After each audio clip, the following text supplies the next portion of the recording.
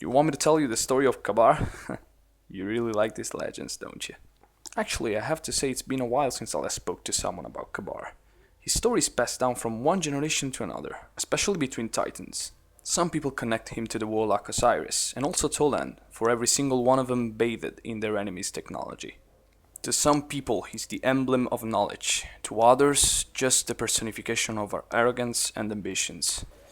But to me, well, there's more to this than meets the eye.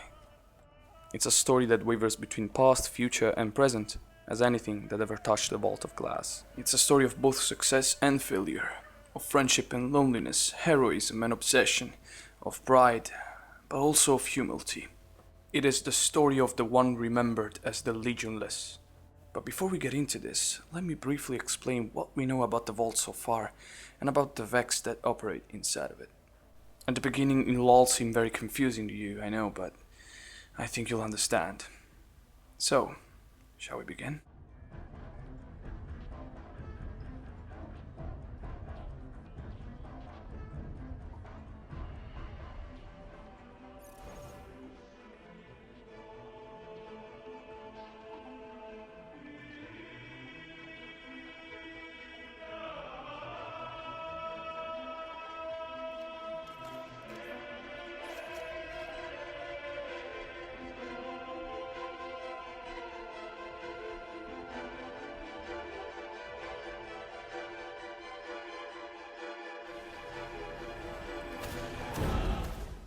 Let me see. Try to imagine the vault as a big factory, where past, present, and future converge, and where Atheon is some sort of chief that regulates the time's confluences, and also that makes sure its workers, or should I say, its cold Vex minds, don't make any miscalculations. Who are these workers, you might ask? You probably know them as the Oracles, the Marking Stars, the Templar, being that can make their visions come true, and last but not least, the Gorgons. What you have to know, son, is that all of these bad guys have the power to decide what is real and what isn't. Long story short, a guardian that dies inside the Vault of Glass probably never existed.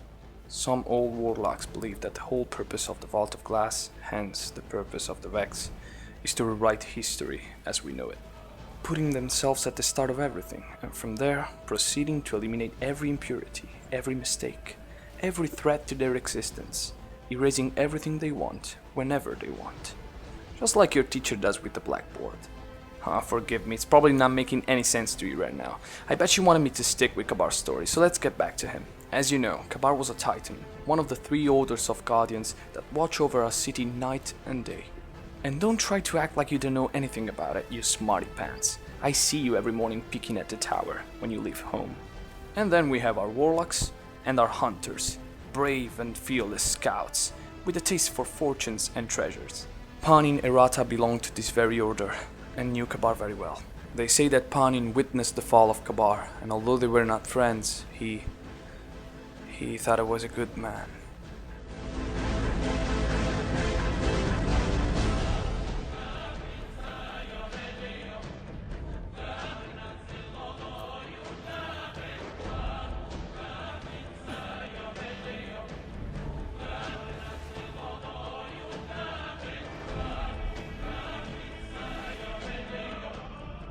As a matter of fact, we owe everything we know about Kabr right to Panin. Kabr stated that he didn't get the chance to see the form of Atheon and neither to stand in his presence, but he constantly felt and perceived its will that moved through the whole vault, controlling it. Then he faced the Templar and its oracles, stars that danced and singed all around him, deciding and pay attention here, not if he was gonna live or die, but if he was to exist or not. He said he drank them as if they were a glass of water.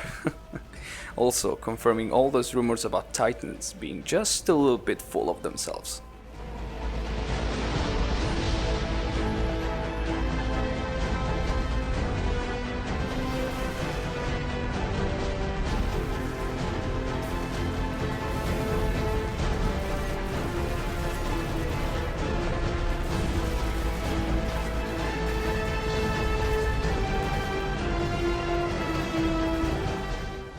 Nevertheless, Kabr failed, probably by not being able to pierce the mighty shield of the Templar.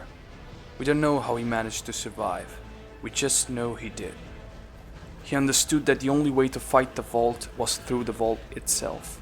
He built himself an armor from the bodies of the Vex that he kept butchering in that dimension out of space and time. Unfortunately though, he became slowly part of it.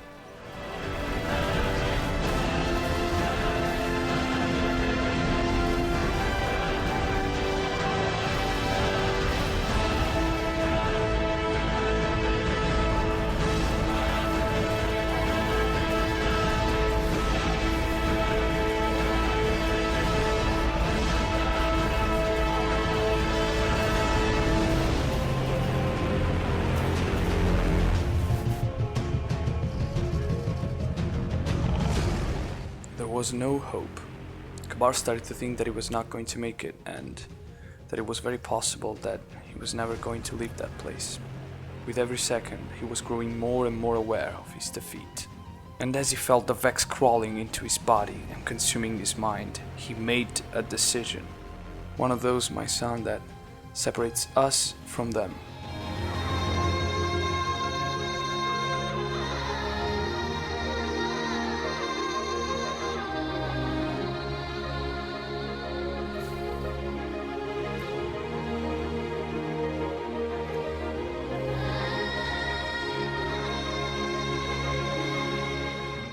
In the very moment he understood he was not enough, he gave his life, just to let a feeble, faint light into that hell. And that is how he created the Aegis, forged in the ashes of his enemies and in his brightest light. The relic that today Guardians simply call Shield.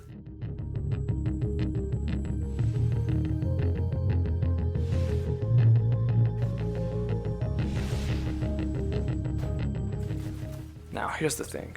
Some people believe that Kabr ventured all alone, but you have studied at school that the vault could not be opened by one single Guardian. In fact, throughout the decades, Kabar's words have been misinterpreted. In fact, he said, "There was no one with me, but I was not alone."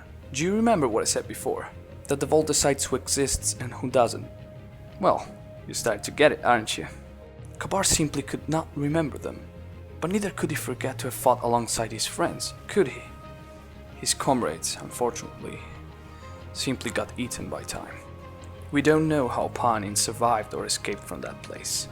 The weapon he built later, the super good advice, a gun equipped with an AI so complex to seem human, they say he built it because he couldn't bear being alone after that tragic experience. Few things are certain in this story, my son. But one is for sure. Kabr was. He existed, just like the sun that every day illuminates your beloved tower. He wasn't even erased by the Vex for that matter. Or we wouldn't be talking about him here and now, right? You'll probably wonder what is the moral here. What is the lesson that Kabr teaches us? Well, some people see this as a solipsistic act of bravery and courage and strength and... What? What do I think, you ask? Too easy.